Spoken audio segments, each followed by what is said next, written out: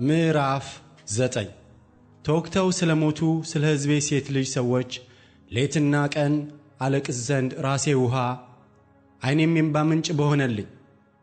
ሁሉም አመንዝሮች የአታላዮች ጉባኤ ናቸውና ሕዝቤን እተዋቸው ዘንድ ከእነርሱም እለይ ዘንድ በምድረ በዳ የመንገደኞች ማደሪያን ማን በሰጠኝ? ምላሳቸውን ስለ ሐሰት እንደ ቀስት ገተሩ። በምድር በረቱ፣ ነገር ግን ለእውነት አይደለም። ከክፋት ወደ ክፋት ይሄዳሉና እኔንም አላወቁምና ይላል እግዚአብሔር። ወንድምም ሁሉ ይሰናከላልና ባልንጀራም ሁሉ ያማልና እናንተ ሁሉ ከባልንጀሮቻችሁ ተጠንቀቁ፣ በወንድማችሁም አትታመኑ። ሰውም ሁሉ ባልንጀራውን ያታልላል፣ በእውነትም አይናገርም። ሐሰትን መናገርንም ምላሳቸው ተምረዋል፣ ክፉንም ለማድረግ ይደክማሉ። ማደሪያህ በሽንገላ መካከል ነው፣ ከሽንገላም የተነሣ እኔን ያውቁኝ ዘንድ እንቢ ብለዋል ይላል እግዚአብሔር። ስለዚህ እግዚአብሔር እንዲህ ይላል፣ እነሆ አቀልጣቸዋለሁ፣ እፈትናቸውም አለው። ስለ ሕዝቤ ሴት ልጅ ክፋት ከዚህ ሌላ የማደርገው ምንድን ነው? ምላሳቸው የተሳለ ፍላጻ ነው፣ ሽንገላን ይናገራሉ።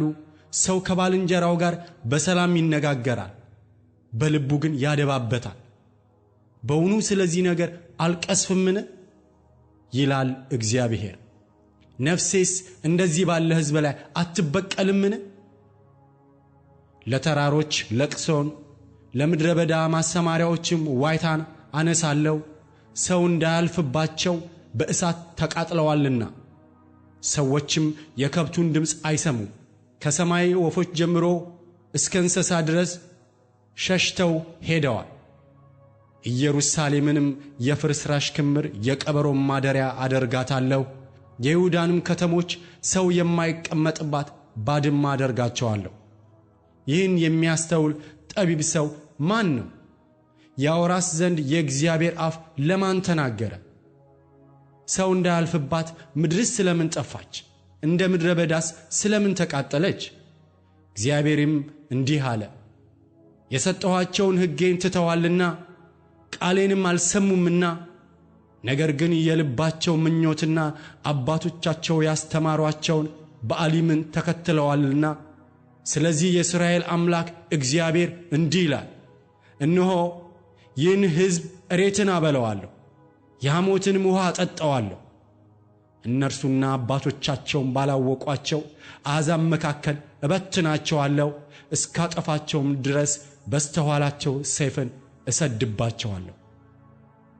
እግዚአብሔር እንዲህ ይላል፣ እንዲመጡ አልቃሾች ሴቶችን ጥሩ፣ እንዲመጡም ወደ ብልሃተኞች ሴቶች ላኩ። ዓይኖቻችን እንባ እንዲያፈሱ የዓይናችንም ሽፋሽፍቶች ውሃን እንዲያፈልቁ ፈጥነው ለእኛ ልቅሶውን ይያዙ። በጽዮን እንዴት ተበዘበዝን! ምድርንም ትተናልና ቤቶቻችንንም አፍርሰዋልና እንዴት አፈርን! የሚል የለቅሶ ድምፅ ተሰምቷል። እናንተ ሴቶች ሆይ የእግዚአብሔርን ቃል ስሙ፣ ጆሮአችሁም የአፉን ቃል ትቀበል። ለሴቶች ልጆቻችሁም ልቅሶውን፣ እያንዳንዳችሁም ለባልንጀሮቻችሁ ዋይታውን አስተምሩ። ሕፃናቱን ከመንገድ ጎልማሶችንም ከአደባባይ ያጠፉ ዘንድ ሞት ወደ መስኮታችን ደርሷል፣ ወደ አዳራሻችንም ውስጥ ገብቷል። የሰውም ሬሳ እንደ ጉድፍ በእርሻ ላይ ማንምም እንደማይሰበስበው ከአጫጆች በኋላ እንደሚቀር ቃድሚያ ይወድቃል። እግዚአብሔር እንዲህ ይላል፣ ጠቢብ በጥበቡ አይመካ፣ ኃያልም በኃይሉ አይመካ፣ ባለጠጋም በብልጥግናው አይመካ። ነገር ግን የሚመካው ምሕረትንና ፍርድን ጽድቅንም በምድር ላይ የማደርግ እኔ እግዚአብሔር መሆኔን በማወቁና በማስተዋሉ በዚህ ይመካ። ደስ የሚያሰኙኝ እነዚህ ናቸውና ይላል እግዚአብሔር። አሕዛብ ሁሉ ያልተገረዙ ናቸውና የእስራኤልም ቤት ሁሉ ልባቸው ያልተገረዘ ነውና የተገረዙትን ሁሉ ግብፅንና ይሁዳን፣ ኤዶምያስንም፣ የአሞንንም ልጆች፣ ሞዓብንም፣ በምድረ በዳ የተቀመጡትን ጠጉራቸውን በዙሪያ የተላጩትን ሁሉ ባለመገረዛቸው እነርሱን የምቀጣበት ዘመን እነሆ ይመጣል ይላል እግዚአብሔር።